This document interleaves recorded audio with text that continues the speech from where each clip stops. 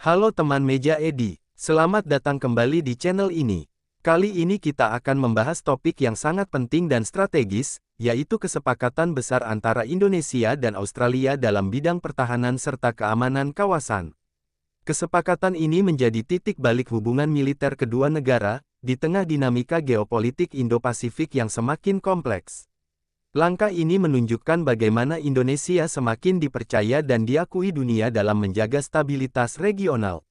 Tapi, apa saja isi kesepakatan itu? Dan kenapa kerjasama ini begitu penting bagi masa depan pertahanan Indonesia? Kita kupas tuntas dalam video kali ini, dari sejarah, isi kesepakatan, hingga dampaknya untuk bangsa dan kawasan. Hubungan militer Indonesia dan Australia sudah terjalin sejak awal kemerdekaan. Kedua negara sering berinteraksi dalam latihan bersama, pertukaran perwira, hingga penanganan bencana alam. Namun, perjalanan ini tidak selalu mulus. Ada masa-masa ketegangan, seperti insiden penyadapan tahun 2013, yang membuat hubungan kedua militer sempat mendingin. Tapi seiring berjalannya waktu, kepercayaan mulai dibangun kembali.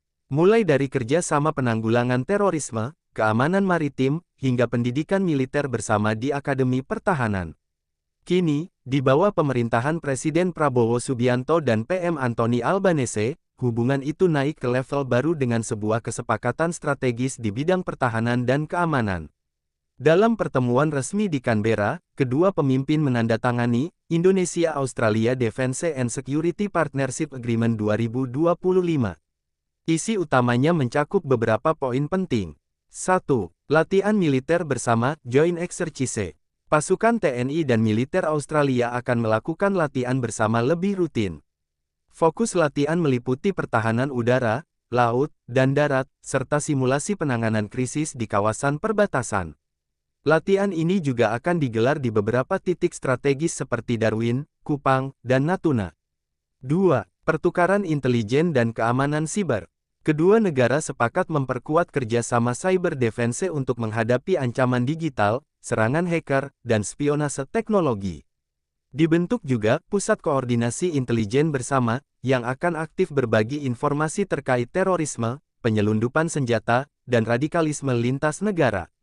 3. Pengembangan industri pertahanan bersama. Indonesia dan Australia akan saling mendukung dalam produksi peralatan militer, seperti kendaraan taktis, radar, dan drone pengintai. Indonesia akan menjadi mitra produksi komponen strategis untuk sistem pertahanan maritim. Ini langkah besar menuju kemandirian industri pertahanan nasional. 4. Patroli bersama di laut dan udara. Kedua negara akan melakukan patroli gabungan di wilayah perbatasan Laut Timor dan Samudra Hindia. Tujuannya, menjaga keamanan jalur perdagangan internasional dan mencegah penyelundupan atau pelanggaran wilayah. 5. Pendidikan militer dan pelatihan kepemimpinan. Perwira muda Indonesia akan mendapat kesempatan pelatihan di Akademi Militer Australia, begitu pula sebaliknya. Ini memperkuat hubungan antar personel militer dan membangun rasa saling percaya antar generasi baru. Sobat Nusantara, dunia saat ini sedang mengalami pergeseran kekuatan besar di kawasan Indo-Pasifik. Ada ketegangan antara negara-negara besar, terutama terkait Laut Cina Selatan, pangkalan militer asing, dan perebutan pengaruh ekonomi. Dalam konteks ini, Indonesia dan Australia memiliki posisi strategis. Indonesia berada di jantung ASEAN, sementara Australia adalah sekutu utama Barat di kawasan. Kerjasama keduanya bukan sekadar aliansi militer, tapi komitmen menjaga stabilitas kawasan tanpa memihak salah satu blok kekuatan dunia. Kesepakatan ini juga memperkuat posisi Indonesia dalam misi diplomasi pertahanan, yakni menjaga keamanan tanpa kehilangan kedaulatan nasional. Presiden Prabowo dikenal memiliki pengalaman panjang di dunia militer, dan ini menjadi keunggulan tersendiri dalam membangun diplomasi pertahanan. Dalam kunjungannya ke Australia, Prabowo menegaskan bahwa Indonesia selalu ingin menjadi kekuatan yang menjaga perdamaian, bukan pemicu konflik. Pidato tersebut mendapat tepuk tangan panjang dari para pejabat Australia.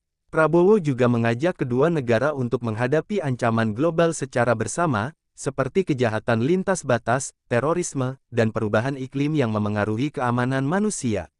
Langkah diplomasi yang tegas tapi bersahabat ini menunjukkan gaya kepemimpinan baru Indonesia, kuat, berdaulat, tapi tetap terbuka untuk kerjasama.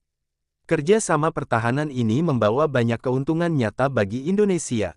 Modernisasi alutsista, Indonesia mendapat akses teknologi militer canggih. Peningkatan kapasitas SDM, perwira dan prajurit kita bisa belajar taktik dan strategi modern dari mitra Australia. Perlindungan wilayah perbatasan, patroli gabungan membuat perairan Indonesia lebih aman dari penyelundupan, illegal fishing, dan ancaman maritim lainnya. Kepercayaan dunia internasional, Indonesia kini dilihat sebagai kekuatan pertahanan regional yang matang dan disegani. Dengan kata lain, kesepakatan ini memperkuat kemandirian dan daya gentar pertahanan nasional. Namun, tentu ada tantangan besar.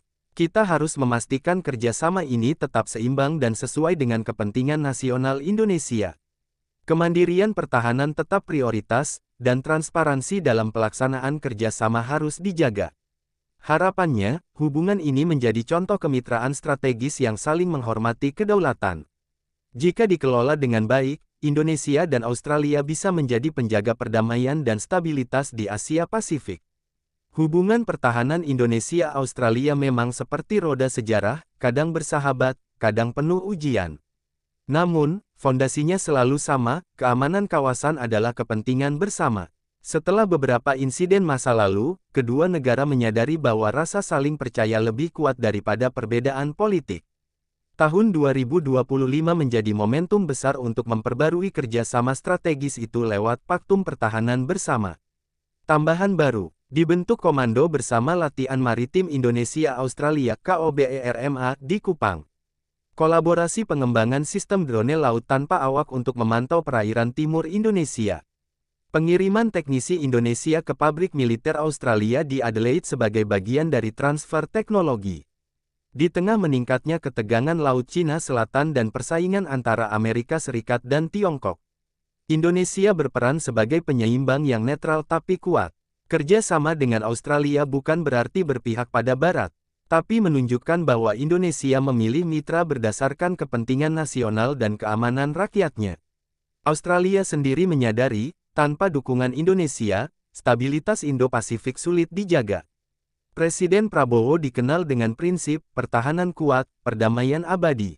Dalam kunjungan kenegaraannya ke Canberra, beliau menegaskan bahwa Indonesia tidak ingin menjadi alat kekuatan asing, tapi ingin menjadi kekuatan penyeimbang yang mandiri.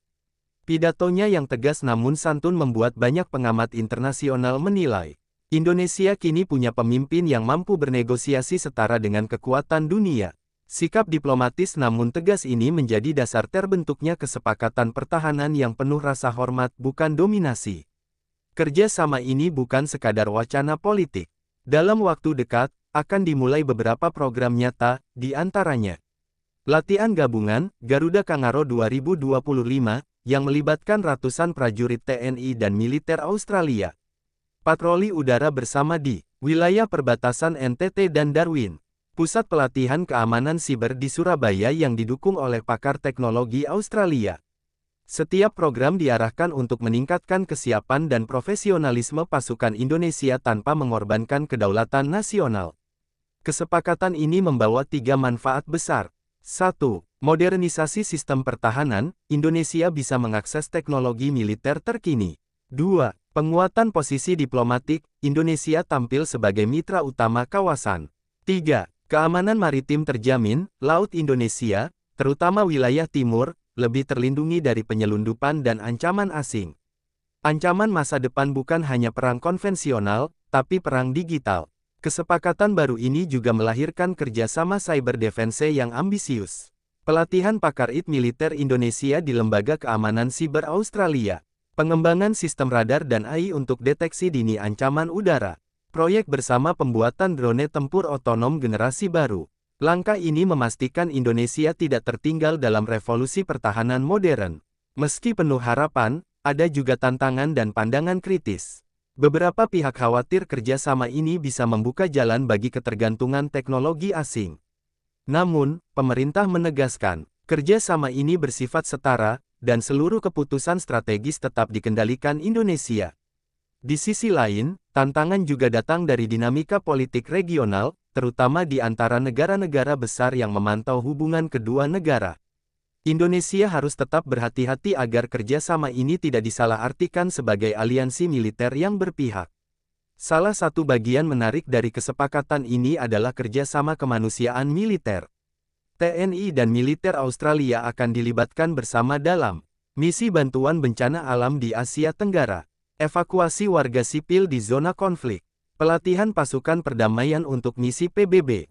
Inilah bentuk soft power pertahanan Indonesia, kuat, tapi tetap membawa nilai kemanusiaan dan perdamaian dunia. Kesepakatan ini bukan hanya untuk hari ini, tapi untuk masa depan.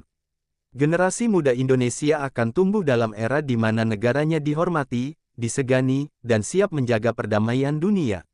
Program beasiswa pertahanan dan riset militer bersama juga membuka jalan bagi anak muda Indonesia yang ingin berkarir di bidang keamanan dan teknologi pertahanan.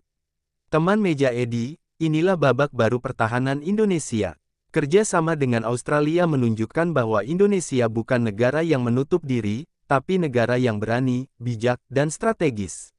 Langkah ini akan memperkuat posisi kita di kancah internasional, menjaga keamanan rakyat, dan memastikan bahwa Indonesia selalu berdiri di garis depan dalam menjaga perdamaian kawasan.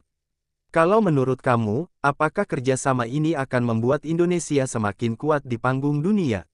Tulis pendapatmu di kolom komentar ya. Jangan lupa like, share, dan subscribe supaya kita terus bisa bahas isu-isu besar dunia dari sudut pandang Indonesia.